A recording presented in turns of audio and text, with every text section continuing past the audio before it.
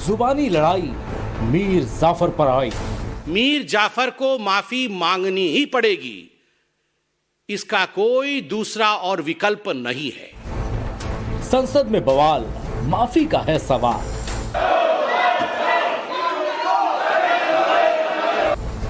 लोकतंत्र का सवाल, राहुल परवार। हिंदुस्तान को बदनाम करने का काम किया है और यह अधिकार आपको हिंदुस्तान की जनता ने नहीं दिया। लंदन में दिया गया राहुल गांधी का बयान अब 2 कदम आगे बढ़ गया है और बात अब जयचंद और मीर जाफर जैसे देश के गद्दारों के नामों तक पहुंच गई है। वहीं मीर जाफर, जिसने अंग्रेजों के साथ मिलकर बंगाल के नवाब सिराजुद्दौला के खिलाफ गद्दारी कर दी थी, 2 दिन पहले ही कांग्रेस ने राहुल गांधी का फोटो जारी कर वीर सावरकर पर तंज कसा था, तो ये हमला लाजमी था। Rahul Gandhi is the present day Mir Jafar of Indian polity. जो उन्होंने लंदन में किया है वो ठीक वही किया है। शहजादा नवाब बनना चाहता है। इंदिरा गांधी ने देश के लिए जो अपनी कुर्बानी दी, राजीव गांधी जो देश के लिए कुर्बानी दी, उनके पौत्र बेटे को आप मीर जाफर बता रहे हो।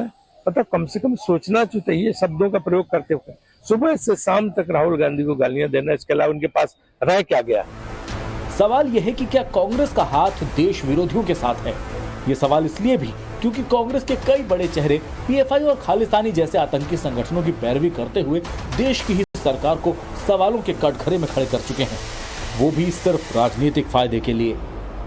किसानों को अगर खालिस्तानी बोला जा रहा है तो खालिस्तान को ताकत देने का काम बीजेपी कर रही है, तो खालिस्तानों की हिम्मत बढ़ते जा रही है। कहना है जो करना है कि जो चार्जशीट है पीएफआई पे, उस पे ये सब क्रिएट किया जा रहा है सर, जानबूझ के पॉलिटिक्स किया जा रहा है और लोगों को गुमराह करने के लिए।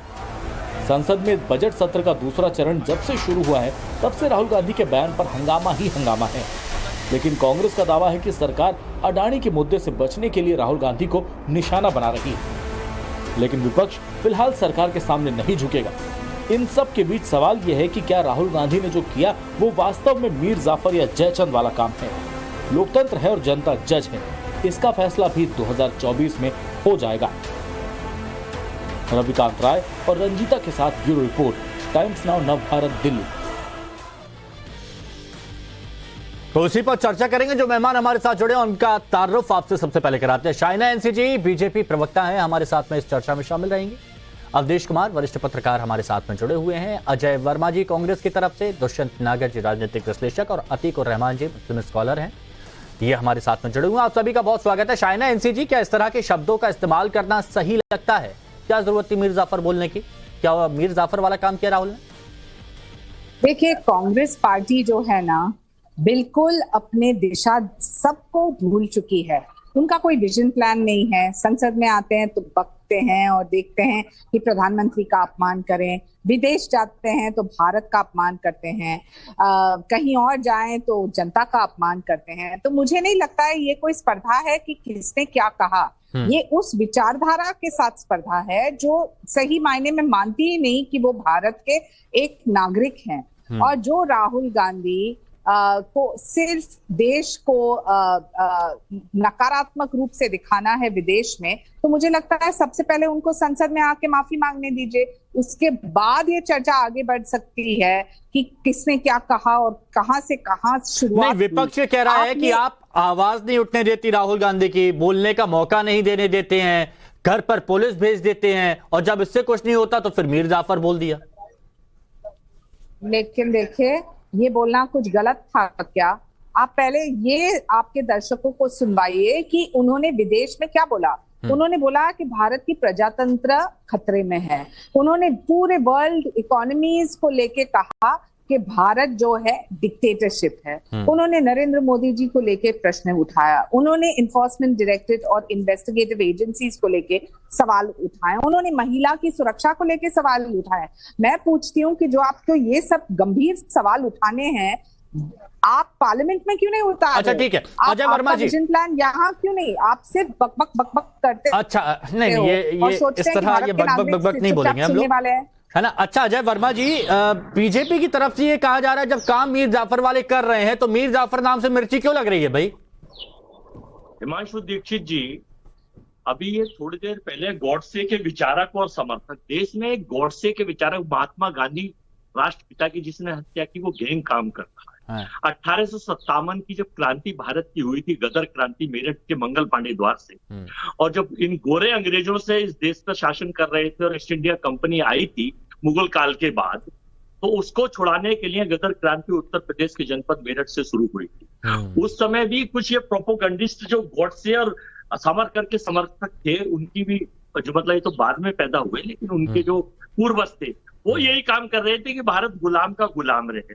उसी कड़ी में अब ये संत आसाराम, जिसको कोर्ट ने बलात्कारी घोषित करा है, उसके शिष्य और शिष्याएं बैठकर एक प्रोपोगंडा चलाकर देश के उस परिवार को, जिसके दो लोग देश के लिए शहीद हो गए, श्रीमती इंदिरा गांधी, आपको याद हो ऑपरेशन ब्लू स्टार जब चला था और खालिस्तान का वो जो समर्थक भिंडरेवाला था, प्रधानमंत्री श्रीमती इंदिरा गांधी ने उसको बचाने के लिए स्वर्ण मंदिर में जो मारे लोग, जब उसने 139 हिंदू और सिखों का कत्ल कर दिया था और जब उसको उड़ा के खत्म कर दिया उस रिंग को, तो उसके बदले में लोगों में एक जन आक्रोश। अच्छा अजय जी सुनिए ना, आप इतना इतिहास को याद कर रहे हैं, इतिहास के पन्ने पलट रहे हैं, तो इतिहास के तमाम पन्ने पलट के मेरे को कई जो आपने नाम लिए उनमें से कोई एक ऐसा बता दीजिए जिसने विदेश में जाके भारत के लिए ऐसे शब्द कहे हो। अभी श्यामलाल पात्रा मीर जाफर की चर्चा 1857 और 1617 की कर रहे थे। श्यामलाल पात्रा, उनको इतिहास पे आपने उंगली नहीं उठाई हिमांशु जी। मेरे इतिहास पे जो मैं गदर क्रांति की बता रहा हूँ उस पर आप चर्चा कर रहे हैं। मैं तो सवाल पूछूंगा, आपको ये मुझे बताइए ना कि भारत का कोई नागरिक भारत के बाहर सवाल उठाता है तो यहाँ पर खुल के बोलना चाहिए ना उसे। तो वही मैं बता रहा हूँ, राहुल गांधी जी ने तो कोई ऐसी चीज वहां कही नहीं लंदन में। जो भाजपा के प्रोपोगेंडिस्ट हैं, जो देखिए हिटलर भी यही काम करता था और उसके जो सहयोगी थे बेनिट मुसोलिन, जोसेफ गोब्बाल जैसे, हमारी इस वक्त देश में यही काम और लोग कर रहे हैं। अच्छा, हिटलर के भाई जुटलर और उनका सहयोगी देश में ये काम कर रहे हैं और देश को किस तरह से बदनाम करा जाए, कांग्रेस को बदनाम करा जाए, मुद्दों से भटकाया जाए, इन्फ्लेशन पे चर्चा नहीं, महंगाई पे चर्चा नहीं। अवधेश कुमार जी, क्या मुद्दों से भटकाने की, ये वो तो बहुत सारे मुद्दे हैं ना, फैब्रिक पे चर्चा। राहुल गांधी वो भी मुद्दे उठा सकते हैं, बीजेपी भी वो मुद्दे उठा सकती है, लेकिन जो मुद्दे अभी उठाए जा रहे हैं इसका जनता से क्या तारुफ? नहीं, देखिए राजनीतिक दल जनता के ही प्रतिनिधि होते हैं। हाँ। तो मैं तो ये नहीं मानूंगा कि कोई राजनीतिक दल जो उठा रहा है वो बिल्कुल, आखिर वो भी एक राजनीतिक नेता भी अपने स्तर पर जनता ही होते हैं। हाँ। तो इसलिए मेरे लिए ये तो नहीं कहूंगा, लेकिन हाँ इस समय जो खासकर बजट सत्र है, बजट पर संसद में चर्चा हो, बजट में संशोधन प्रस्ताव आए और फिर वो बजट पारित हो, जिससे देश का साल भर जो है वो वित्तीय और आर्थिक नीतियां तय होनी है, तो वो सर्वाधिक महत्वपूर्ण सत्र होता है। लेकिन इस सत्र में जो स्थिति बन गई है, मेरे अनुसार तो नहीं लगता है कि अभी इस सत्र में बीच बचाव का कोई रास्ता निकला हुआ है। अच्छा। और बाकी जो प्रश्न आज आप उठा रहे हैं, देखिए ऐसा है कि कोई तो अपने दुश्मन का भी नाम इस समय मीर जाफर रखना नहीं चाहता है, क्योंकि आप मुर्शिदाबाद में जाएंगे तो वहां एक मोहल्ला है, उस मोहल्ले का एक लोग देखने जाते हैं, उस पर थूक फेंक के आते हैं, उसका नाम है नमक हराम देवड़ी। नमक हराम देवड़ी में कहा जाता है कि मीर जाफर वहीं अंत में रहता था और सिराजुद्दौला को पकड़ के वहीं फांसी पर चढ़ा दिया था। हाँ। तो इसीलिए अब, लेकिन अब जहां तक विदेशों में भारत को बदनाम करने, छवि खराब करने का सवाल है, तो उसका दोष तो राहुल गांधी के सिर जाता है। उसको कांग्रेस कोई भी तर्क देगी उसको नकार नहीं सकती है, क्योंकि आजाद भारत के इतिहास में किसी भी नेता ने इस ढंग से जाकर विदेश में नहीं कहा होगा कि हमारे देश में लोकतंत्र खत्म हो गया है, सारे मीडिया से लेकर न्यायपालिका पर नियंत्रण है। हाँ। मैं बोलता हूं तो मेरे माइक बंद कर दिए जाते हैं। यूरोप अमेरिका ये सुन नहीं रहे हैं क्योंकि उनको व्यापार करना है। तो ये क्या? अच्छा ठीक है दुष्यंत नागर जी, क्या आपको भी ये लगता है बहुत से लोगों की तरह कि अगर राहुल गांधी माफी नहीं मांगते हैं तो आने वाले वक्त में खामियाजा भुगतना पड़ेगा कांग्रेस को? देखिए, माफी मांगने जैसी कोई बात नहीं है। हाँ। और राहुल गांधी साहब ने कुछ भी गलत नहीं कहा है। हाँ। देश में लोकतंत्र मजबूत तभी होगा जब विपक्ष को अपनी बात कहने का अधिकार मिलेगा। हाँ। और ये नहीं है कि विपक्ष सिर्फ अपने पार्टी ऑफिस में अपनी भावनाओं को व्यक्त करेगा। विपक्ष का नेता दुनिया में जहां भी जाएगा वहीं अपनी बात करेगा। तो एक तरफ तो हमारे अवधेश जी कहते हैं कि विपक्ष कमजोर है, विपक्ष को स्ट्रांग होना चाहिए, विपक्ष को ताकतवर होना चाहिए। विपक्ष मजबूत तो तभी होगा जब विपक्ष का नेता बोलेगा। बोलने पे आप लोग रोक लगाना चाहते हो, तो यही दर्शाता है कि केंद्र सरकार की लोकतांत्रिक मूल्यों में आस्था नहीं है। तो सबसे बड़ी बात तो आप खुद ही साबित कर रहे हैं। ठीक है अतीकुर रहमान जी, मीर जाफर पर महाभारत की नौबत क्यों आ गई आपके नजरिए से? जी देखिए हिमांशु जी, एक सीरियस एलिगेशन लगाना बहुत आसान होता है और मैं समझता हूं जब ये बात हो रही है खालिस्तान वगैरह की, जिस तरह से इस्लामिक स्टेट की भी बात होती है, आए दिन हम तो सुबह शाम ये इल्जाम झेलते रहते हैं कि भाई आप इस्लामिक स्टेट बनाने जा रहे हो, वहां पर खालिस्तान बनने जा रहा है। ये सीरियस एलिगेशन है। इससे कम से कम दो मुख्य पॉलिटिकल पार्टीज को बचना चाहिए, क्योंकि ये और लोगों के दिलों में एक गहरी धारणा पैदा करता है कि वाकई में भारत टूटने जा रहा है। ये इतना सीरियस एलिगेशन कैसे आराम से बैठ के हम अपनी सीट पर एक दूसरे पर लगा लेते हैं। शायना जी को ये समझना चाहिए और अपने फ्रिंज एलिमेंट्स को समझाना चाहिए कि इल्जाम लगाने से बचें, तत्व पेश करें जनता के सामने, जनता आपका साथ देगी बगैर किसी तत्व के। अतीक जी, शायना जी यही तो कह रही हैं, शायना जी यही तो कह रही है कि विदेश में जाके जो आरोप राहुल लगा रहे हैं उसके तथ्य पेश करें, बगैर किसी उसके जनता कहां सपोर्ट करेगी राहुल गांधी? तथ्य बिना करना तो बुनियादी तौर पे वो कभी कोई स्वीकार नहीं करेगा। आप मुझे बताएं, एक मिनट एक करके दुष्यंत जी, एक मिनट। हाँ बोलिए शायना जी। मैं पूछती हूँ कि तथ्य बिना आप विदेश जाते हो और एलिगेशन पे एलिगेशन, और वो भी आपके देश के प्रति, आपके देश के प्रजातंत्र लोकतंत्र के प्रति। भारत की विशेषता है अनेकता में एकता। भारत की विशेषता के हर एक मजहब के लोग को एक मौका मिलता है, और बुनियादी तौर पे जो राहुल गांधी ये नहीं समझ पाते हैं और उनको आरोप लगाना है तो पेश कीजिए, सबूत दीजिए। ये कहना कि भारत में तानाशाही हुआ है या ये कहना कि एजेंसीज अपने आप इंडिपेंडेंट नहीं है, चाहे वो महिलाओं को लेकर कि जब पुलिस ने जाकर उनसे ब्यौरा मांगा तो कुछ, जब पुलिस ने उनसे ब्यौरा मांगा तो कुछ देर का वक्त उन्होंने मांगा है, तो पहले से होमवर्क करके पूरी तैयारी करके अगर आरोप लगाते तो वो बहुत अच्छा लगता है, लेकिन पुलिस से कह रहे हैं कि थोड़े दिनों में हम दे देंगे। अतीक जी इस पर क्या कहेंगे? बिल्कुल, फिर तो मैं आ रहा हूँ, अजय जी आ रहा हूँ, अजय जी आ रहा हूँ। देखिए, डेमोक्रेसी एक पॉलिटिकल कॉन्सेप्ट है। प्रधानमंत्री मैं समझ रहा हूँ राहुल गांधी से काफी बड़े हैं, बड़प्पन दिखाते हुए पहले वो माफी मांग ले जो उन्होंने कहा था भारत के लिए, भारतवासियों के लिए, कि भारत में जन्म लेने से भारतवासियों को शर्म आती है। एक पॉलिटिकल कॉन्सेप्ट डेमोक्रेसी का नाम लेकर राहुल गांधी जी ने कहा, जो कि एक क्रिटिसिज्म का इश्यू बन सकता है, लेकिन भारतवासियों को ये बोलना कि भारत में जन्म लेके उनको शर्म आती थी, ज्यादा बड़ा इल्जाम किस पर लगता है? ठीक है, इसका जवाब ले लूंगा। बात राहुल गांधी की चल रही थी, लेकिन पीएम मोदी का एक एग्जांपल दिया गया है, उस पर क्या कहेंगे? हिमांशु, जरा पिछली बार आपके पास समय कम था, बहुत जल्दी जल्दी आपने काट दिया। अतीकुर रहमान की आज, अजय जी इसके बाद आप ही के पास आऊंगा। अतीकुर रहमान साहब की जो अभी मैंने क्रांतिकारिता देखी, एकदम राहुल गांधी के पक्ष में झंडा लेके खड़े हो गए हैं। और मैं कहूंगा कि भाई ऐसा है कि भाजपा और मोदी का जरूर विरोध करिए, लेकिन विरोध करिए कि थोड़ा नेता और पार्टी ठीक ठाक तलाश कर लीजिए कि ठीक से विरोध हो सके। राहुल गांधी जी को 2004 से कोशिश हो रही है, 18-19 साल में जो आदमी चुनौती नहीं दिया, उस घोड़े पर कहां दाव लगा रहे हैं? कांग्रेस का तो दुर्भाग्य है कि कांग्रेस अपने बीच से अच्छे नेताओं को नहीं निकाल पा रही है। अच्छे नेता निकाले तो कांग्रेस आगे बढ़ सकती है। जहां तक देखिए इनका सवाल है, ये इस समय एक ईको है, प्रतिध्वनि जो है ना, ये गूंज रही है कि नरेंद्र मोदी ने ऐसा कहा। आपको याद होगा हिमांशु कि इस देश के बड़े बड़े उद्योगपतियों ने खड़ा होकर कहा कि देश में पॉलिसी पैरालिसिस है। विदेशों में मैं जाता हूं तो भ्रष्टाचार से, यहां तक कि जो हमारे इन्फोसिस के चेयरमैन थे उन्होंने क्या कहा नारायण मूर्ति ने, कि विदेशों में जाता हूं तो हमारे देश के भ्रष्टाचार की सरकार में निर्णय लेने की चर्चा नहीं होती, हमको तो शर्म आती है। तो एक कंटेक्स्ट देखना होगा कि किस कंटेक्स्ट में उस समय बात हो रही थी।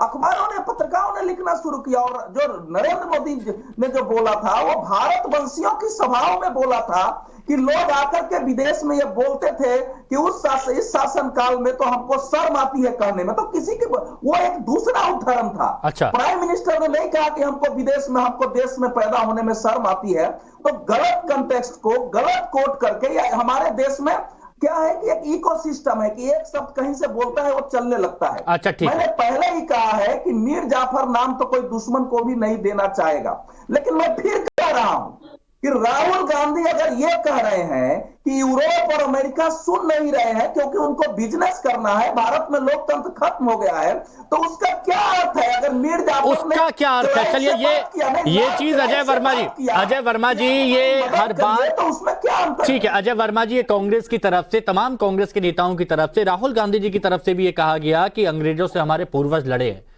तो बात वही आ रही है कि पूर्वज अंग्रेजों से लड़े हैं और जो वंशज है वो मदद मांग रहे हैं। अभी मैं बड़े ज्ञानवान डिग्रीधारी जो पत्रकार हैं, वैसे तो बड़े लेखनी के कायल हैं, लिखते हैं और वो कहते हैं मैं स्वतंत्र लिखता हूँ, मैं उनसे ये कहना चाह रहा था, उनके बीच में मैं नहीं बोला कि वो कभी मोडानी और अडानी पे भी बोल दिया करें कि उस देश की पूंजी को कहाँ ले गए, वो कभी भारत की इन्फ्लेशन पे भी बोल दिया करें, वो कभी महंगाई पर भी बोल दिया करें, वो केवल बोलेंगे उस चीज पर जो नरेंद्र मोदी के फेवर में है। तो थोड़ा ये ज्ञान की, ठीक है वो बीजेपी समर्थित है। अच्छा ठीक है, देखिए लेकिन वो बोले मुद्दे पे ना, तो आप भी मुद्दे पर बोलिए। वो बोले मुद्दे पे, तो अजय जी मैं आपसे ये उम्मीद करता हूं, अजय जी मैं आपसे ये उम्मीद करता हूं, जो देशवासियों, बहुत से लोग ये सवाल पूछ रहे हैं कि अंग्रेजों से पूर्वज लड़े लेकिन जो वंशज हैं वो मदद मांग रहे हैं, इस पर थोड़ी सी बताने जा रहा था आपको अंग्रेजों के विषय में और भारत के विषय में कि जिस वक्त अंग्रेजों से भारतीय लोग लोहा ले रहे थे, सरदार वल्लभ भाई पटेल लड़ रहे थे, महात्मा गांधी लड़ रहे थे, तो उस वक्त ये आरएसएस और बीजेपी के लोग क्या कर रहे थे? हमारे शहीदों को फांसी और दिलवा रहे थे, इनकी गवाहों पे 1942। अरे मैं आरएसएस बीजेपी की बात ही नहीं कर रहा, मेरा एक सीधा सा सिंपल सा अजय जी सुनिए तो कॉन्टेक्स्ट समझिए। मेरा सवाल बस इतना सा है कि जब गांधी परिवार में जितने भी पूर्वज थे वो अंग्रेजों से लड़े, तो राहुल गांधी मदद मांगे, मतलब ये ऐसा है क्या वहां पर जाके कि ध्यान नहीं दिया जा रहा, ऐसा कुछ? नरेंद्र मोदी ने जर्मन में, मैं राहुल गांधी, आप नरेंद्र मोदी सुनते हैं? सुन लीजिए, माननीय प्रधानमंत्री हैं, देश का संविधान की पद पे बैठे हैं, 70 साल से ज्यादा हो गए हैं, 3 बार मुख्यमंत्री रहे हैं। राहुल गांधी तो किसी संवैधानिक पद पे नहीं है। उन्होंने कहा अब की बार मित्रों ट्रंप सरकार है, या ये एडवर्टाइजमेंट करने जाते हैं, ये शो करने जाते हैं, फोटो सेशन करने, जर्मन में, ऑस्ट्रेलिया में, बांग्लादेश में। मेरे को एक बात समझ में नहीं आती, ये तो वही चीज हो गई कि मैडम ने बोला कि काऊ पर ऐसे सुनाओ, तो वो ऐसे सुना दिया माय फादर। 8 वीडियो में भेज रहा हूं जिसमें माननीय प्रधानमंत्री ने कहा, और संसद में सबसे बड़ी पंचायत में जब ये कहते हैं पंडित जवाहरलाल नेहरू। अरे मुझे ये बताइए कि भारत में रहकर आवाज बुलंद करिए ना, विदेश में क्यों ये बात उठाई जा रही है? देखिए वरुण गांधी नेहरू क्यों नहीं रखते? अरे तो भाई किस तरह से वो बेइज्जत काम करने का करते हैं।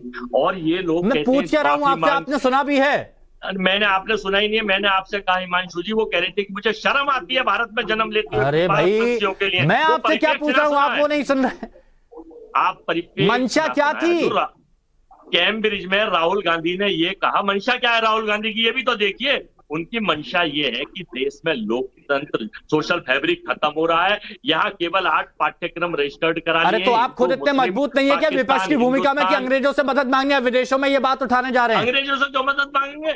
हमने तो अंग्रेज खदेड़े थे, यही माफी मांगते, यही मांगते थे मदद। हमने तो अंग्रेज खदेड़े हैं, हमने तो खदेड़े हैं हिमांशु जी। और फाइनली मैं ये बताना चाहता हूँ कि ये जो प्रोपोगेंडिस्ट हैं भाजपा की एक टीम, एक देशलाई गैंग जो है वो 2014 से काम कर रहा है। देशलाई का काम है आग लगाना, वो देश के मुद्दों से भटकाने के लिए। वैसे मुद्दों से भटकाना तो अजय वर्मा जी आपसे अच्छा कोई नहीं आता। और मैं सीरियसली बोल रहा हूँ, जो अभी वो बात कर रहे थे ना कि अतीकुर रहमान जी और अवधेश कुमार जी की अच्छे नेताओं की परख नहीं हो रही है, पहुंच नहीं हो रही है, ध्यान नहीं दिया जा रहा। मैं तो कह रहा हूँ कांग्रेस आलाकमान को आप पर ध्यान देना चाहिए, बहुत आगे जाएंगे, लेकिन ऐसा करते ही नहीं है, पता नहीं क्यों नहीं करते। अच्छा दुष्यंत नागर जी, मैं सर फिर आऊंगा मैं, है ना, थोड़ा टाइम है। दुष्यंत नागर जी मेरे को एक बात बता दीजिएगा कि बंगाल की तरफ से भी ये बात उठी थी कि राहुल गांधी पर इतना फोकस किया जा रहा है कि कांग्रेस का भला नहीं हो पा रहा। क्या ऐसी कोई संभावना आपको नजर आती है? क्योंकि बीजेपी भी ये कह रही है कि शहजाद को नवाब बनना है। देखिए, देश के अंदर जो सबसे अधिक लोकप्रिय लीडर के रूप में हैं वो श्री राहुल गांधी हैं। आपने, हमने, सबने, पूरे भारतवर्ष ने, पूरी दुनिया में देखा देश में सबसे लोकप्रिय किस प्रकार से भारत के आम जन, गरीब, आदिवासी, पिछड़ा, शहरी वर्ग के लोग, सभी लोग उनके साथ निकल के मेरे मन में एक सवाल आया, प्लीज एक सवाल का जवाब दे दीजिए, प्लीज एक सवाल का जवाब दे दीजिए कि जब देश में सबसे लोकप्रिय नेता राहुल गांधी है, तो ये लोकप्रियता पर जनता भरोसा क्यों नहीं कर पा रही, वोट क्यों नहीं देती राहुल गांधी के नाम पर? अभी 24 आने तो दीजिए, तो ये लोकप्रियता अभी आई है। अच्छा, ये मतलब 2014 और 19 में ये लोकप्रियता नहीं थी? सर सुन लीजिए, आपको जानकारी होगी 2018 में जो हिंदी हार्टलैंड के 4 बड़े राज्यों में चुनाव हुआ, उस विधानसभा चुनावों का परिणाम किसके पक्ष में गया? कांग्रेस के पक्ष में गया। भारतीय जनता पार्टी अच्छा, तो वहां से आपने लोकप्रियता का पैमाना छाटा है और सीबीआई के दम पे सरकारें गिरा दी। 2019 के चुनाव को आप सामान्य परिस्थितियों में हुआ चुनाव मत समझिए। पुलवामा जैसा एक बड़ा दर्दनाक हादसा देश के सामने हो गया था। अच्छा, उसके बाद में जो परिस्थितियां देश भर में बदली, उन परिस्थितियों में भारतीय जनता पार्टी सत्ता में आई है। आप अगले साल, मैं भी यहीं पे रहूंगा, आप भी यहीं पे। अच्छा, लेकिन एक बात बताइए दुष्यंत जी, 24 के बाद ऐसा, अच्छा दुष्यंत जी, ऐसा तो नहीं होगा कि 24 के बाद आप कहेंगे कि 2029 देख लीजिएगा? नहीं, 24 में ही देख लीजिएगा। और छोड़िए, मैं आपको कह रहा हूं, आप कर्नाटक का चुनाव देख लीजिए, मध्य प्रदेश का चुनाव देख लीजिए, राजस्थान और छत्तीसगढ़ का चुनाव देख लीजिए। बिल्कुल हम उम्मीद करते हैं कि एक अच्छा मुकाबला देखने को मिले। लेकिन अतीक उर रहमान जी, ये तो बताइए कि बीजेपी कांग्रेस यहां पर अड़ी हुई है, हमने हर जगह देखा है। बीजेपी कह रही है माफी हम मंगवा के रहेंगे, कांग्रेस कह रही है माफी तो हमें नहीं चाहिए और ना ही हम मांगेंगे, और जेपीसी पे अड़े हुए हैं। तो कांग्रेस बीजेपी अड़े हुए, लेकिन जनता की तो किसी को पड़ी नहीं है। जनता क्या सोच रही होगी कि हम कहां पर घूम रहे हैं? जी, ये बड़े दुख की बात है हिमांशु। देखिए, जो पार्लियामेंट जिसको हम डेमोक्रेसी का टेंपल मानते हैं, उसके अंदर एक लॉकजैम है। और दोनों मुख्य पार्टी, मैं कम से कम एक अपील करना चाहूंगा कि दोनों, राहुल गांधी और प्रधानमंत्री, साथ में वॉक इन करे पार्लियामेंट के अंदर, दोनों साथ में देश से माफी मांग ले। माफी मांगने से तो कोई छोटा नहीं होता है।